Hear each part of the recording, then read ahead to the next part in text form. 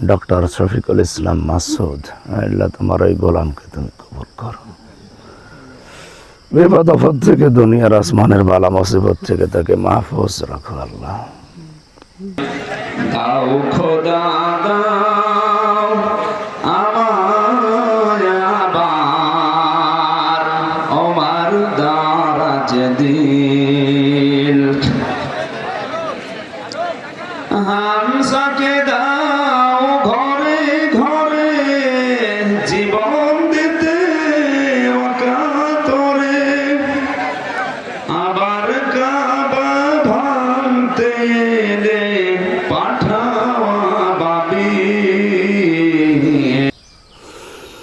আল্লাহ তাআলা, আমরা একটা নীরব শহরের পাশে দাঁড়িয়ে আছি। এই শহরে যারা ঘুমিয়ে আছে এদেরকে কিয়ামত পর্যন্ত শান্তিতে ঘুমের ব্যবস্থা করে দাও। তোমার যে বান্দার জন্য আমরা তেলাওয়াত করলাম, তার মেয়ে সহ সে শুয়ে আছে এখানে, তাদের রুহের মাগফিরাত কামনা করছে। আল্লাহ, জীবনে যত অপরাধ তারা করেছে মানুষ হিসাবে ভুল ত্রুটিগুলো মাফ করে দাও। তোমার গাফফার নামের খাতিরে তাদেরকে ক্ষমা করো। কবর বড় কঠিন জায়গা আল্লাহ, কবরকে তুমি তাদের জন্য জান্নাতুল ফেরদাউস বানিয়ে দাও। তাদের সন্তানাদি দুনিয়াতে যারা আছে তাদেরকে সহি সালামতে রাখো। ইমানের পরীক্ষায় আমরা যেন উত্তীর্ণ হতে পারি সেরকম সাহায্য আমাদেরকে দান করো। এলাকায় মাটির নিচে যারা ঘুমিয়ে আছে তাদেরকে ক্ষমা করে দাও।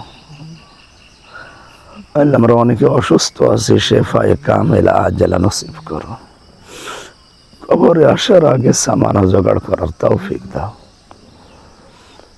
দুনিয়ার জীবনটা আমাদের জন্য সহজ করে দাও, আমাদের প্র্যাকটিক্যাল লাইফ আসান করে দাও। আল্লাহ, আমার কণ্ঠটা তুমি ফিরিয়ে দাও। বারাকাল্লাহু লানা ওয়া লাকুম ফিল কোরআনিল আযীম। যারা এই শহরে আছে তাদের সন্তানাদি হাত তুলেছে, এদের দিকে তাকাও।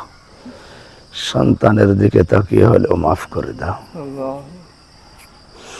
ডক্টর শফিকুল ইসলাম মাসুদ, আল্লাহ তোমার ওই গোলামকে তুমি কবুল করো। বিপদ আপদ থেকে, দুনিয়ার আসমানের বালা মুসিবত থেকে তাকে মাহফুজ রাখো আল্লাহ। তার মা এখনো জীবিত আছে, শেফায়ে কামেলা আজেলা নসিব করো। ঈমান আখলাকের উপরে থাকার তৌফিক দাও।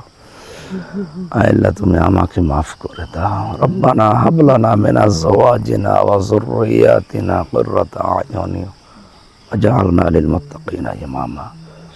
রব্বি হাব লি মিনাস সালিহিন। اللهم إني أسألك شهادة في سبيلك واجعل موت في بلد رسولك. الحمد لله.